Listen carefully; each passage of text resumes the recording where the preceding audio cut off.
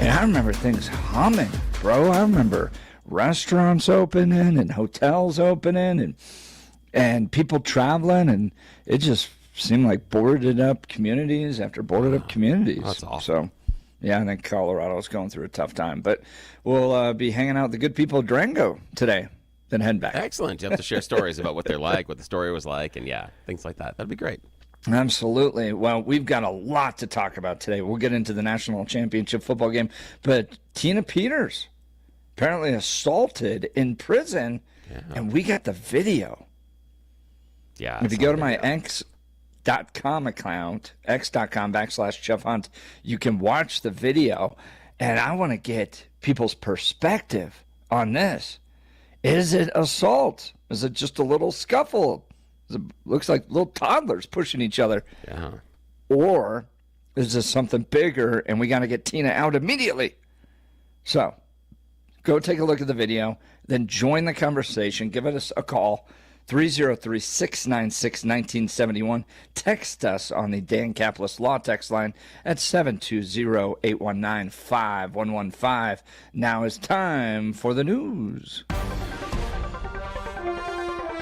Blake Olson. Blake Olson, news and comment. Good Tuesday morning, 24 and clear in Denver as you listen to Jeff and Billy this morning. Expecting a high of 52 today. News sponsored by Pastor Camp Heating and Air Conditioning at 303-777-1234 to learn more about special savings opportunities on Lennox equipment.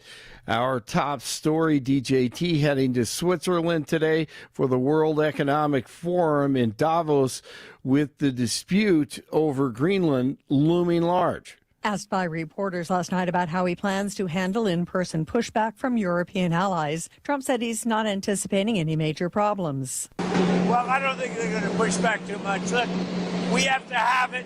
They have to have this done. Trump has threatened tariffs on allies that oppose his Greenland plans, and the EU is considering retaliatory tariffs. The issue may distract from security agreements for Ukraine, originally thought to be Trump's main contribution at Davos this year. I'm Tammy Trujillo. The EU, NATO, Greenland, WEF, Davos. This is a big day for DJT as Barbara Boyd, Promethean Action, has studied for decades. The oligarchs have controlled power for far too long, and DJT is trying to change that for the good of the American people. So the media is right in saying that Donald Trump has killed the old order. The era of the Davos Consensus is over. For 50 years, the world's future was decided behind closed doors by this self-appointed elite. Today, that door has been kicked down and opened. The Great Reset has met the Great Disruptor. The old order is pleading for its life, while a new order of builders, producers, and sovereign peace is being born in real time. All right, stay tuned. Speaking of kicking the door down, national championship game, undefeated Indiana leading 17-14 in the fourth. 4th and 5 from the 13. They have to get the first down because Miami was about to come back on the Indiana Hoosiers. They go for it. Instead of kicking a field goal, gutsy, and the Heisman Trophy winner, Fernando Mendoza, takes the snap. He's going to take off and run. Mendoza weaves his way first and goal. Diving toward the end zone. Touchdown!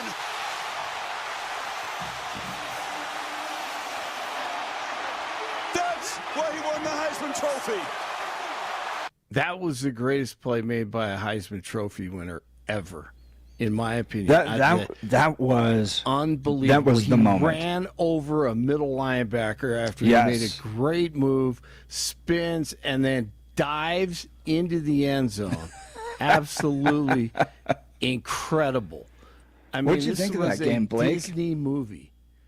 We've been watching a Disney movie. I've been watching a Disney movie with this team for 2 years when Kurt Signetti took over that program. Absolutely. This is the worst, Jeff. This is the worst college football program in major college football. Yeah. The past 100 years, basically. You know what? It was like watching a prize fight where they was. just got it perfect. Like one team strikes, then the other team strikes back, and then the first team strikes again, and then the other team strikes back, and it was just like, bro, this thing was going down to the final seconds. It was awesome. Loved every second of it. It was. I mean, you could not write a script better than that one. Absolutely incredible. Here's let's see, who do we got? Signetti, or we got Mendoza, I think. Let's see. I took the drop, and it wasn't the perfect coverage for it, but I trust my linemen, and everybody in that entire offense and entire team had a gritty performance today, and we're all putting our bodies on the line. So it's the least I could do for my brothers. And the guy is, he's impossible not to like. 16-0. That hasn't happened since Yale in the early 1900s. 16-0, undefeated, back in Miami where he grew up. Just an incredible story. That is what college football is all about, even though these guys are making millions of dollars, some of them. But, man, that was It was cool a great script. at the end, too, when Fernando was talking about God, and just he like broke up. Did you see that during that interview? Yeah, like this guy is so humble. He's a believer, and just so connected to his faith, and it was very cool. It's just they're good kids. And you could see, I mean, that team is so likable. Also, the personalities on that team. I mean, he just rubs off on all of them, and so does Signetti, the coach. What I love about Signetti is he had a cush job at the University of Alabama, an assistant. I think when he turned 50 or something like this, like over a decade ago, just a little bit over a decade ago, and he's like, I want to be a head coach. And he goes to Indiana University, Pennsylvania, which is a Division II power. They were a long time ago. So they're down on their luck, and he becomes the head coach. And this is a small Division II program in Pennsylvania.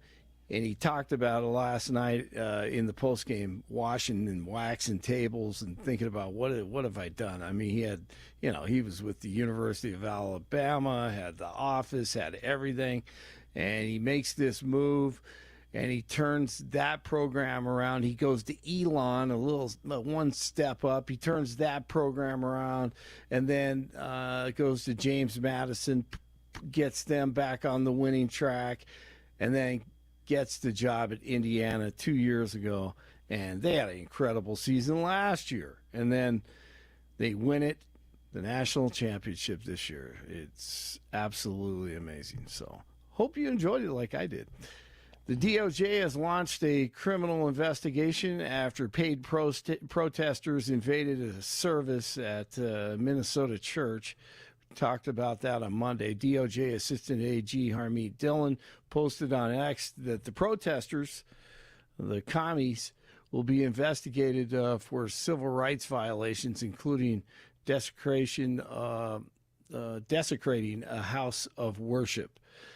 An Indiana judge and his wife are recovering after someone shot them in their home on Sunday afternoon. Superior Court Judge Stephen Meyer and his wife Kimberly reportedly went to answer the door in their Lafayette home after someone knocked it and said that they had the couple's dog before opening fire.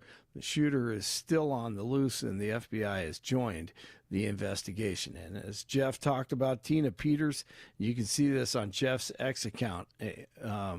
Tina Peters moved to another housing unit after being involved in an incident Sunday at La Vista Correctional Facility. The former Mesa County clerk posted on X and says she was attacked in a closet by another inmate and was trying to defend herself. Corrections spokeswoman Alondra Gonzalez Garcia says Peters was moved to another housing unit while the investigation continues.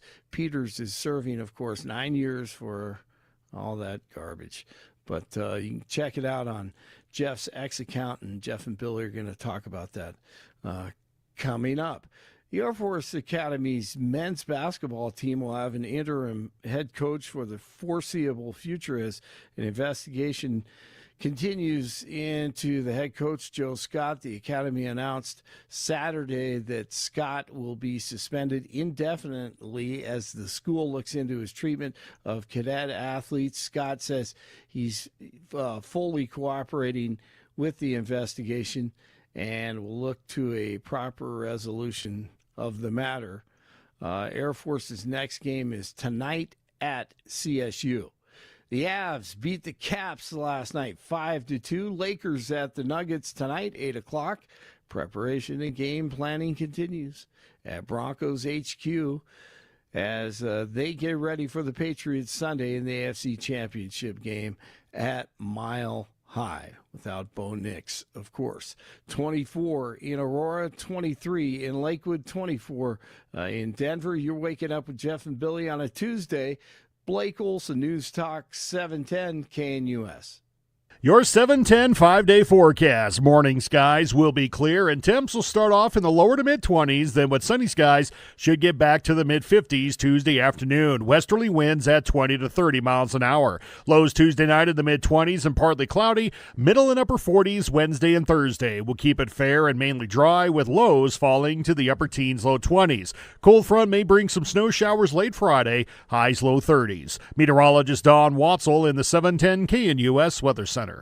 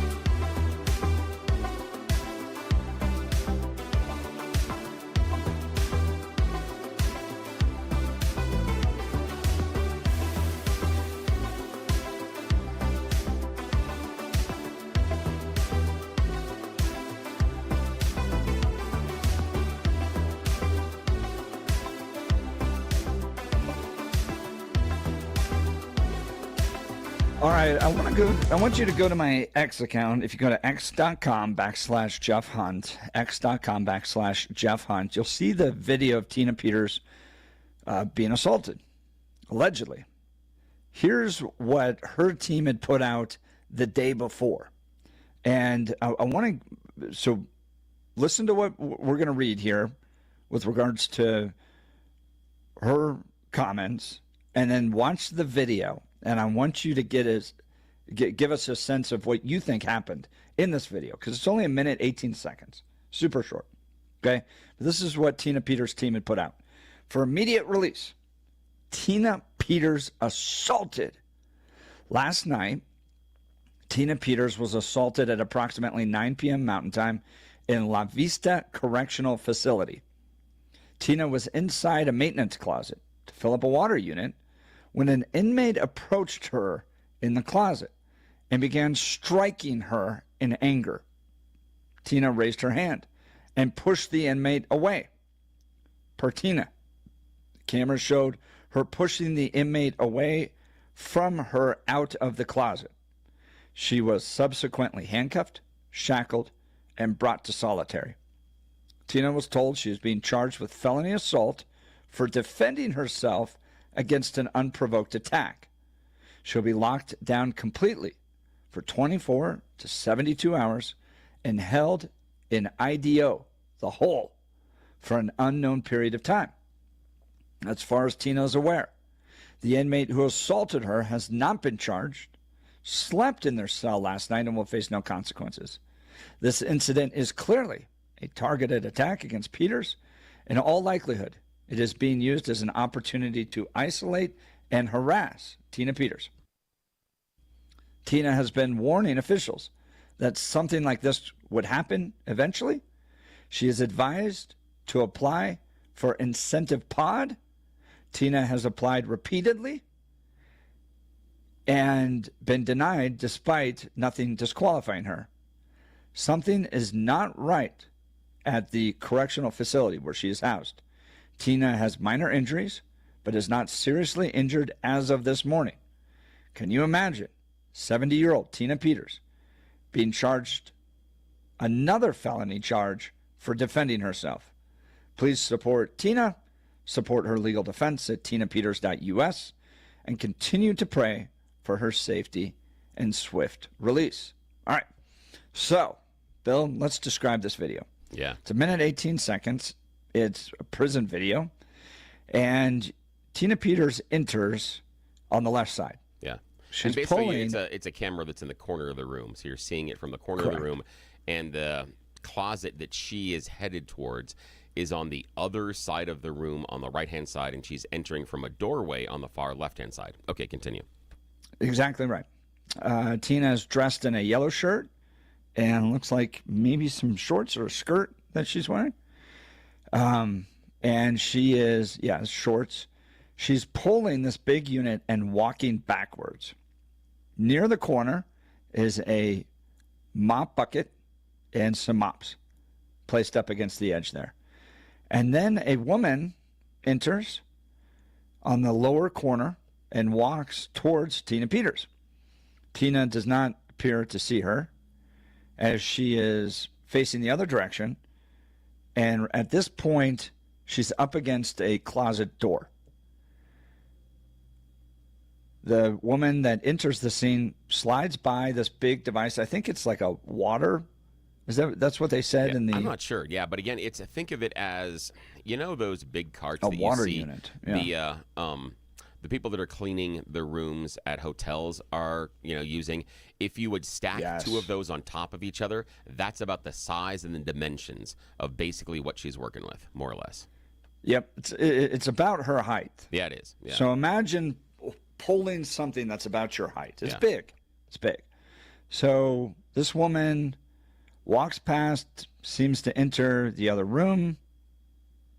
Tina opens the door and is now in a closet, apparently. Oh, this is a different woman. Yeah, so the first woman that walks just in goes by. Yeah, because the first woman starts at the bottom of the frame. She walks out, and then through the doorway, and she's walking out again. Cameras in the back top left corner of the room is kind of your orientation. Where Tina is headed is diagonally across in the far right corner. Also, adjacent to that, but facing the other direction on the other wall, the back wall is another doorway. So there's a doorway, a couple of steps, and then the closet door. That's one entrance to that room. The other entrance is exactly opposite on the other wall from that closet door. So as you're sitting in the corner, the wall on your left has one door entrance. The wall at the back has one door entrance on the far right side in the corner, and your closet door is on that far right wall, again, back towards the corner. So the woman walks by Tina, and then another woman walks in through that far wall door and comes around the cart, and Tina is obscured by the door. Now continue. Correct. You cannot see the initial assault. It's blocked by a door. But this second woman that has now entered is sticking her hand, her right hand, deep into the closet. Yeah. Now, you could say that she's trying to move this big device, or hitting Tina. That's what Tina claims happened. So, at that point, Tina pushes the big water unit out of the way and goes for the woman in what seems to be a retaliation for something. Yeah. She then grabs the woman's neck and her hand. So her right hand is around the woman's neck. her left hand is engaged with the other woman's hand. So her left hand is up against the woman's right hand. So if the woman was hitting her with that right hand, she would have grabbed it and been holding it the way she is right now. And they kind of stumble around into the middle. Tina then pushes her away and seems to turn and walk back towards the closet. At this point, there's now another person, and it looks like, okay, 2 more people into the room. So I'm guessing that there's some words there's a commotion enough to get people's attention. They're coming in to see what's going on. Tina then walks off somewhere to the left, and all the women separate and walk away. Yeah. So it's quick. It's quick. The whole thing is about a minute. Yeah. And if you want to see it, go to jeffhunt.com or x/jeffhunt, x.com/jeffhunt. And Bill, as of this morning, 32,000 views on my X account, 144 nice. Comments. And this is kind of similar to the shooting that took place in Minnesota. The comments are all over the place, from really? That's felony assault, ? To enough is enough. This poor, courageous woman, get her out of here. Others go in a scuffle. That's kind of like 2 toddlers pushing each other. So, Bill, give me your read on that. Yeah, it's not much of an altercation at all. And I have questions about the narrative that Tina's camp has put forward.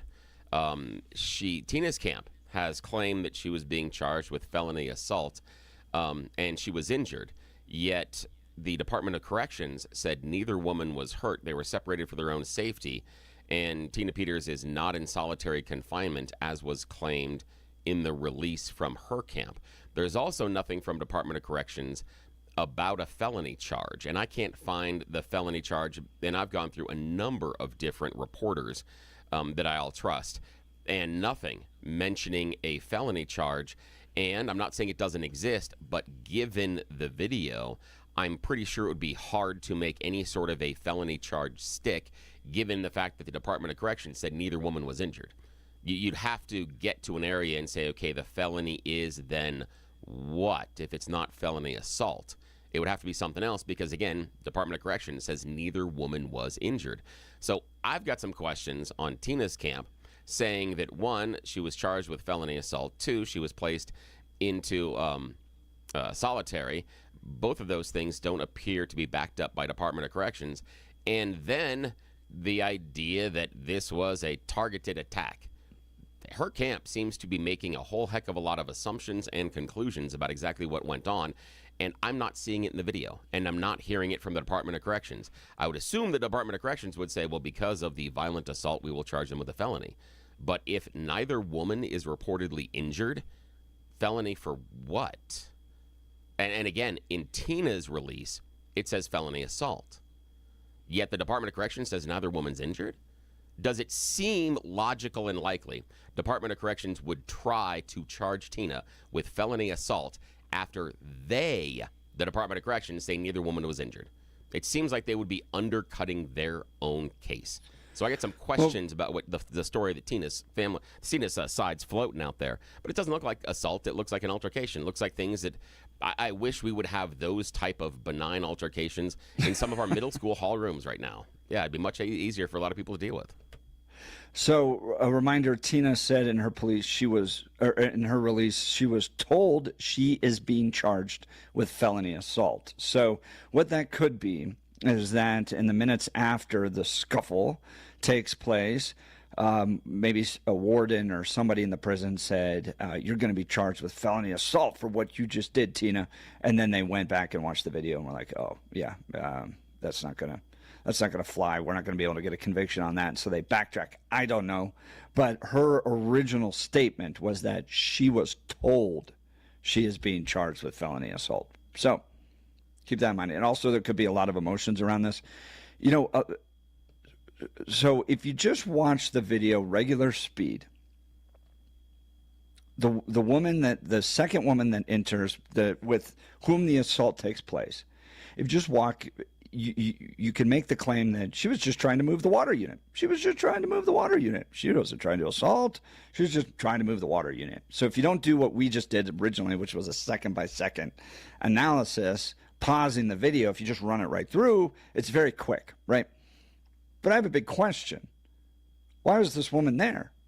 So the first woman walks by, and I don't know if she said anything to trigger, but the first woman walks by, enters this back room, and disappears. At that point, though, the second woman just quickly shows up and kind of walks with purpose, and then grabs the unit and sticks her hand back there. Now, I just got questions. I don't want to sound too much like Candace Owens here, Bill Thorpe, but I got questions. About what? My question is, was she notified? Because that second woman walks with purpose. I mean, that is not just kind of chilling, kind of just making her way through like everybody else. It's like 9 o'clock at night in a prison confinement area. Everybody else is just kind of moseying. This second woman is walking with purpose, okay? She goes right towards Tina is, and then you see her right hand disappear behind the door. And it's moving pretty quickly. At that point, Tina pushes the water unit away and grabs that woman's right hand. And that's where the scuffle really starts to take place. And Tina grabs the assaulters, I'm just going to use that to delineate who she is. Her right hand goes to Tina. So Tina's left hand grabs the right hand of the assaulter, and then Tina's right hand goes for the throat to create distance. So it appears that something targeted took place. Well, yeah, I mean, I have no doubt that the woman that was walking down the hall, the second person that appears, was targeting Tina, but we have no idea nor indication about this. And the release from Tina's camp is as if this is an institutional targeting, which is not borne out by anything or any information that we have. And as we know, there are all sorts of other things that happen inside a prison. Tina could have cut in front of the wrong person in line at the lunch counter. Tina could have said something wrong, stepped on someone's foot, looked at someone wrong, told someone else something else, and that is crossing the line inside of whatever the ecosystem is inside of the prison. And the reason that I say this is not a targeted attack by the institution is because if it was, they suck at it. I mean, we've all seen movies where it's like the warden's like, yeah, you're going to teach this guy a lesson, or you've got something else where we're going to get this guy. And this is the attack that is planned on Tina. Something that looks like a pushing match inside of a middle school hall room. I mean, come on. The woman Tina's not visible for a couple of seconds, and the woman has one hand forward, and there's nothing there. You're telling me that if she hasn't, again, if I'm doing a targeted attack against a 70-year-old woman, and I'm told to bring this woman down, and I've been notified that she's there at that door, why am I not using that big container that she's struggling with as a weapon? Why am I not going behind that thing and pinning her in there and then getting away from the camera and doing my business? Why? That's the one time in that room where you're not visible by camera. Why is that not the place that I take advantage of? If this is a planned attack and the institution is trying to get her, and I'm using air quotes purposefully, then you don't do it this way. This is some sort of a personal gripe that the person had against Tina, and she came to take it out because she saw an opportunistic time. That's all I see in that one. And that happens all the time in prison and happens all the time in our high schools and middle schools. Those types of altercations. There's nothing there. But the fact that Tina's camp sees institutional wrongdoing, and again, she might have been told that she's been charged with felony assault, or she could have been charged with felony assault. Bottom line is she's not being charged with felony assault, and they also claim she was locked down completely for 24 to 72 hours in solitary. The Department of Corrections says no, so they just separated them because that's standard procedure in these sorts of incidences. I think it's tough though to make the argument that, well, because it wasn't as effective, it clearly wasn't planned by the institution. I don't know that I'm not quite sure that holds water in my boat. The thing for this is Occam's razor. The most likely explanation is probably true. And the most likely explanation that happens inside of prisons across this country each and every day is two inmates have some sort of an incident, have something between them that's a beef, and something happens, rather than the institution. Because what I hear in the idea that when we think that this was institutional targeting is that we have started with the conclusion and now we're working backwards. We've decided that the institution is out to get Tina, and now we see the proof. Rather than, well, if the institution was trying to get Tina, is this how they would go about it? Is this the way that you would do it? No, not in the least. Not in the least. Not at all. Yeah, I just don't think you can make the argument that just because it wasn't as effective as it could have been with snipers and all that other stuff, why do you do it on camera? then it clearly wasn't the institution that was involved. Why would the with institution do it on camera? The institution knows where the cameras are. are. Well, I think they tried. That woman, it seems like she tried to get into that closet door, and Tina fought back. No, maybe they weren't expecting that. Here's the thing: is you push Tina the big heavy thing. You push the big heavy thing into Tina. She runs the yard. I know. Tina runs the yard right now. You see the woman trying to move the big container out of the way. That's your biggest weapon to trap her away from the camera. You want to do your business outside of the camera? That's what you do. This is not it's that type of stupidity in the idea of this execution of this is a targeted attack. That if this was the intention was to assault her, one, you do it off camera so that you have plausible deniability. Two, you have something better than this type of a plan. None of this makes any sense as far as a targeted step. But again, Tina has to pretend that she's a martyr, and so the institution has to be out to get her so that she can raise more money. That's all this is. Text message is very hot on this one. And we've got the video running on the YouTube right now, too. Yeah. One to avoid prison fights, don't commit crimes. Brad from Parker. Joe from Golden, it's a big nothing. Jeff. Joan from Lakewood. Jeff, I'm worried that Trump's going to get election fraud info about the machines from Venezuela. Tina will be a key witness. Bill, this isn't a takedown attack. It's an excuse to move her. Ooh. Like the Zane Maxwell? And again, we're running the video. 2033 calling Bill the fight doctor. I'm just sitting here going, if you're going to do this as an institution, why do you have her assaulted if you're sending someone to do it on camera? Why do you do it on camera? You've got a closet where you can do whatever you need to in there with no cameras. And then you have plausible deniability. Well, what do you mean? Like, there's cameras of them entering the closet, so if Tina was shanked in the closet, you'd know exactly who it was. I know, but the idea is, the woman, you take the container, you push it into there, and then she can go at her. You do it off camera. You 110% do it off camera. You don't sit there and you don't have the assault on camera. It's exactly it. You don't do it. Just silly. Terry in Texas, Tina Peters assaulted a police officer and then lied about it. Makes it hard to believe anything her or her people say in this case. But let's create another distraction around this useless lady. Terry in Texas, telling me that Tina runs the yard. Jeff, you're delusional. Joan from Lakewood, where's Tina now? That's a good question. 0773, targeted attack. Why? To charge her with felony charges. But she isn't being charged with felony charges because the Department of Corrections said neither woman was injured. So you can't charge her with felony. Again, see, that's the problem. That's the problem. The person that texts her is starting with the conclusion that the Department of Corrections is trying to do X, and now we're working backwards. We're not looking at it going, neither woman was injured, so they can't charge her with a felony, so that conspiracy theory is not true. That's how this works. Bill, even if this was just a personal dispute, you got to admit Tina responded pretty aggressively. Oh, yeah, absolutely. As well as she should. Yeah, you get attacked like that personally? Yeah, absolutely.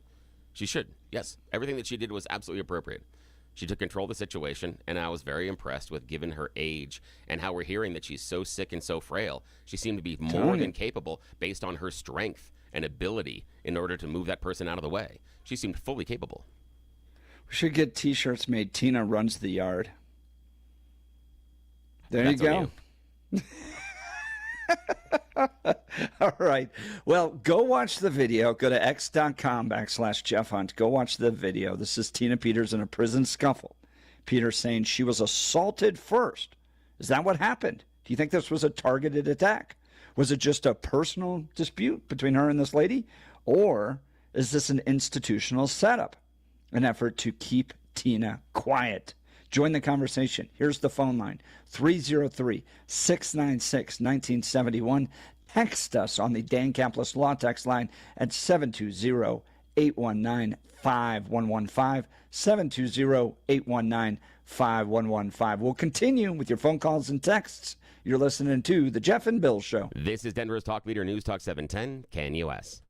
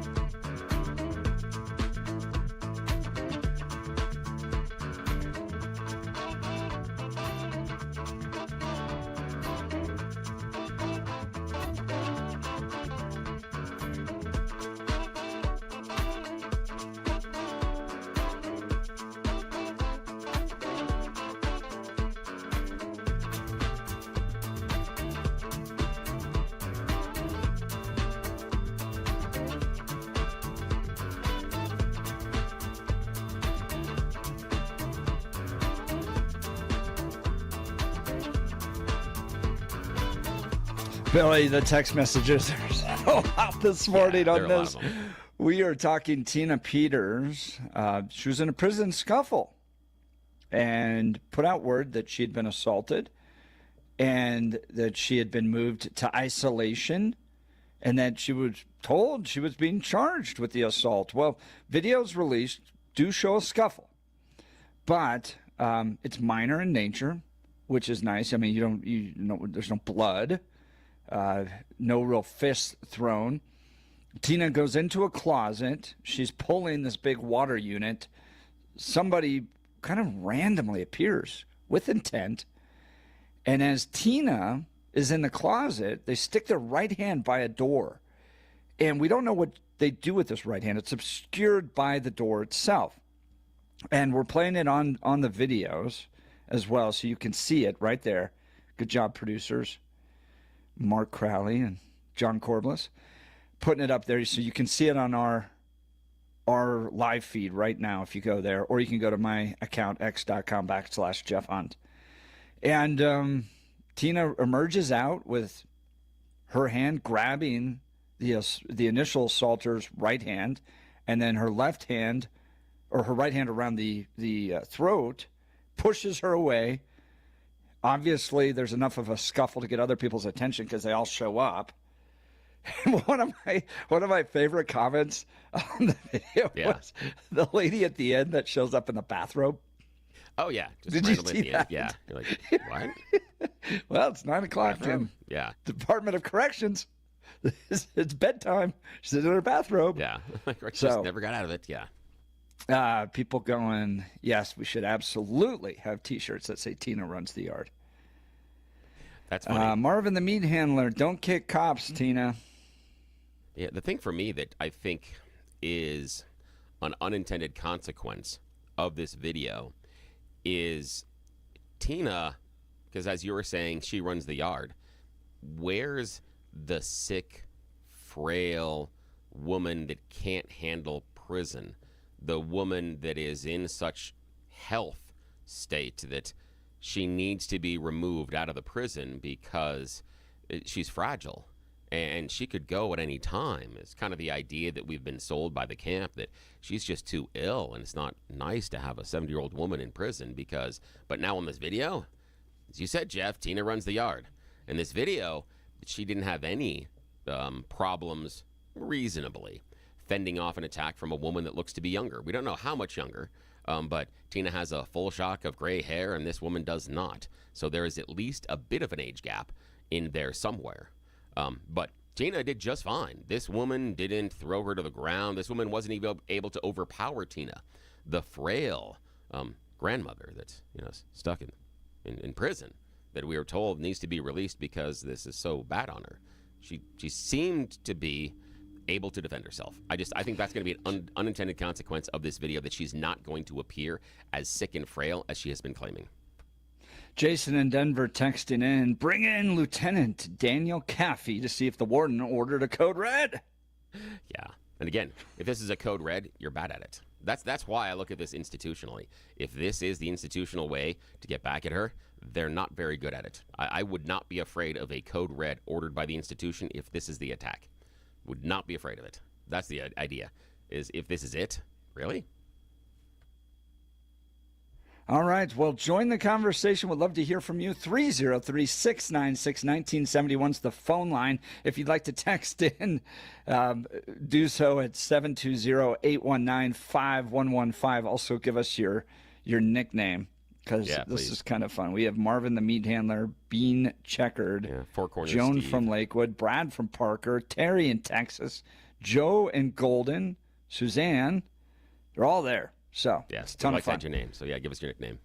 All right, we'll continue. We got, speaking of antics coming up, we got Bill Thorpe's You Choose the News. You're listening to The Jeff and Bill Show. This is Denver's Talk Leader, News Talk 710, KNUS.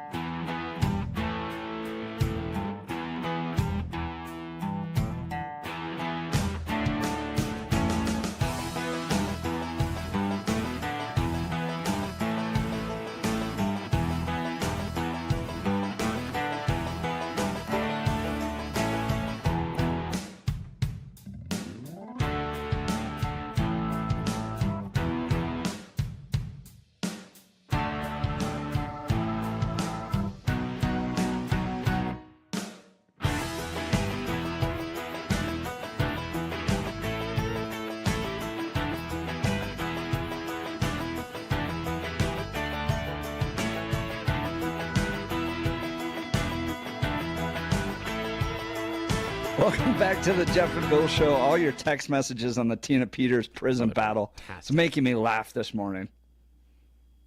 There's some really great ones. Mountain Peak Air is a Pueblonian. They're bad at it, Billy, because it's Pueblo. And I love that because I lived in Pueblo for a while, so I get that on a level that I can share that giggle, my friend. I can share that giggle, Mountain Peak Air. That's fantastic. Breadman, Tina the shot caller. All right. Yeah, that was great. It was good. All So right, fun. guys. You guys are wonderful.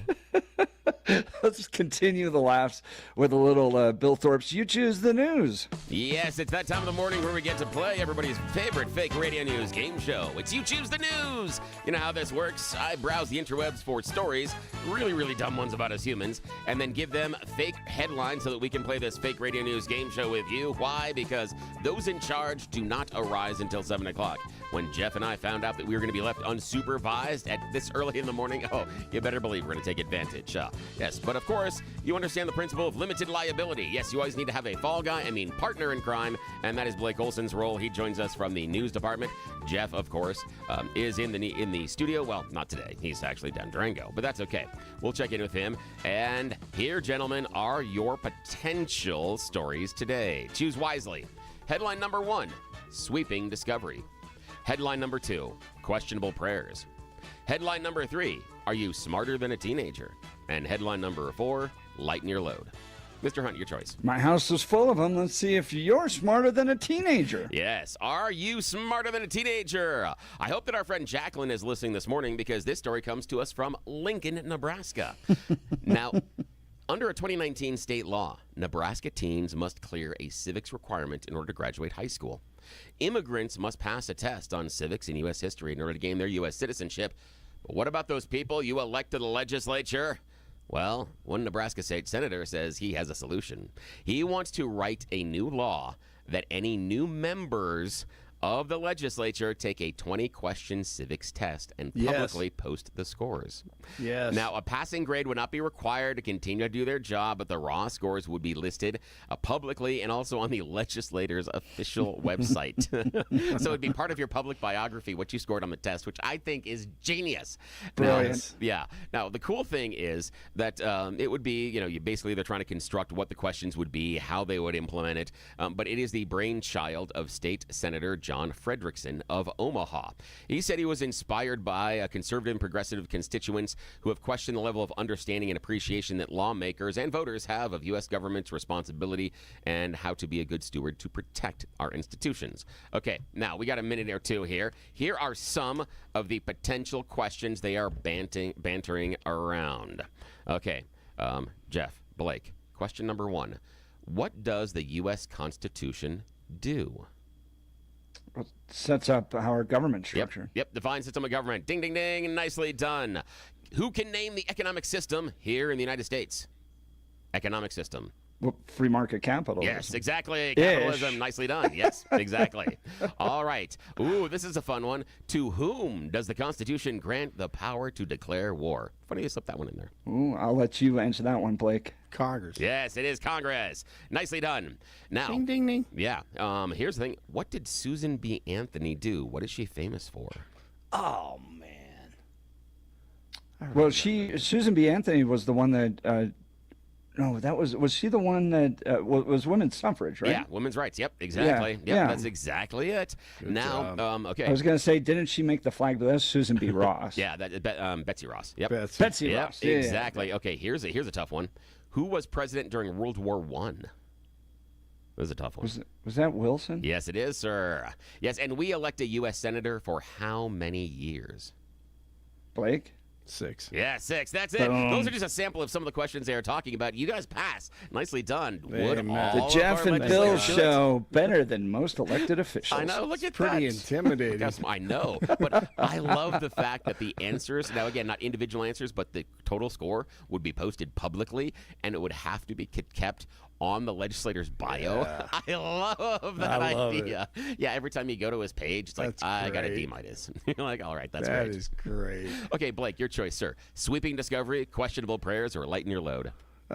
Questionable prayers. Yeah, questionable prayers. We've got some questions about prayers that are being offered up in Sweden because during a new investigation, nuns from 20 churches in the country linked to the St. Elizabeth Monastery worked for Russian intelligence and were raising funds for the Russian invasion forces in Ukraine. Now, the St. Elizabeth Monastery is, the other branch of Catholicism. They're and the Sisters of St. Elizabeth use their income to support Russian nationalism and Russian aggression. They've got close ties to the GRU. They were selling souvenirs from the front line in the churches, and they were used to finance Russian military units. The nuns also made trips out to the front line to boost the morale of the Russian forces. Yes. An investigation found that the nuns openly supported the war against Ukraine. They raised funds for special military operations, including the purchase of strike drones, Starlink equipment, military gear, and visited temporarily occupied territories and cooperated with Russian invasion units on both propaganda but also fundraising and tactical information. I want to see the movie on those nuns. I know. Yeah. Exactly. All right. That's okay. Crazy. Final choice this morning, Mr. Hunt. Sweeping Discovery or lighten your load? Sweeping Discovery, please. Sweeping Discovery. Here we find ourselves in the beautiful pastures of the mountains of Austria. It is wonderful as we crest over the hill and we come upon Veronica, maybe the most clever cow on the planet. She is a pet Swiss brown cow that has learned how to use tools. She is using a broom, and she's using it to scratch her back. Now, she's been doing this for over a decade, and recently the science hippies went in and studied it and thought it was fantastic because they gave her a broom brush, and they thought that she'd only use the bristle end. Instead, she would adjust it based on what and where she needed scratching. If it was under her belly, she would use the harder end. If it was on her back, she would use the bristle end. This is one of the only well-documented cases of something of multiple-use tools. Normally, we only see this in chimpanzees. Seeing it in a cow is freaking crazy. Those cows must be much smarter than we think they are. But that's it. All right, back to you, Jeff. All right, we'll continue. We're going to be talking in the next hour with Darren Weekly, Sheriff of Douglas County. Don't miss it. You're listening to The Jeff and Bill Show. This is News Talk 710